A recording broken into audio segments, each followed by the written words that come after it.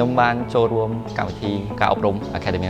4.0 ដែលមានរយៈពេល12សប្តាហ៍សិក្សាអំពី 3D design ហើយនិងការព្រីនវត្ថុជា 3D ដើម្បីផលិតជាផលិតផលចេញមកខាងក្រៅហើយក៏មានការប្រឡងយក certificate ពីក្រុមហ៊ុនអាល្លឺម៉ង់ដែលមានឈ្មោះថា Siemens ហើយនឹងការធ្វើនៅ project គឺ wind turbine នៅពេលដែលធ្វើ project នេះ challenge ដែលខ្ញុំក៏ដូចជាក្រុមខ្ញុំជួបផ្ទាល់នោះគឺទី1គឺការបែងចែកផ្នែកផ្សេងៗទៅដល់សមាជិកក្រុមដល់ពេល problem មួយទៀតគឺ time management ហើយទី3គឺការ responsible ទៅលើគម្រោងទាំងមូលខ្ញុំគិតថាវិស្វករសំខាន់ដោយសារតែមើលតែឧទាហរណ៍កៅអីនេះយើងប្រើប្រាស់ហ្នឹងក៏វាកាត់ឡើងពីការ design មួយដែរ I think engineering is important for Cambodia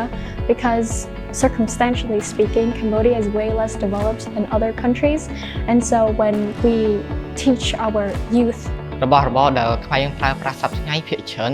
គឺយើងយកបានមកពីវិស្វករប្រទេសគេតែខ្ញុំគិតថានៅថ្ងៃអនាគតទៀត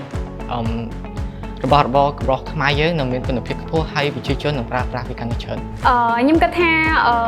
ប្រទេសខ្មែរយើងគឺត្រូវការវិស្វករផ្នែក design ច្រើនពីព្រោះថាបើសិនជាយើងមានវិស្វករផ្ទាល់ខ្លួនគាត់មានជំនាញក្នុងការ design គឺធ្វើឲ្យប្រទេសយើងអាចថាមានធនធានមនុស្សមួយដ៏ល្អដើម្បីបង្កើតជាសមិទ្ធផលរបស់ខ្លួនឯងផ្ទាល់ Learn and get certified yourself to become a young engineer. Learn and get certified yourself to become a young engineer. Learn and get certified yourself to become a young engineer. Learn and certify yourself to become a young engineer. Learn and get certified yourself to become a young engineer.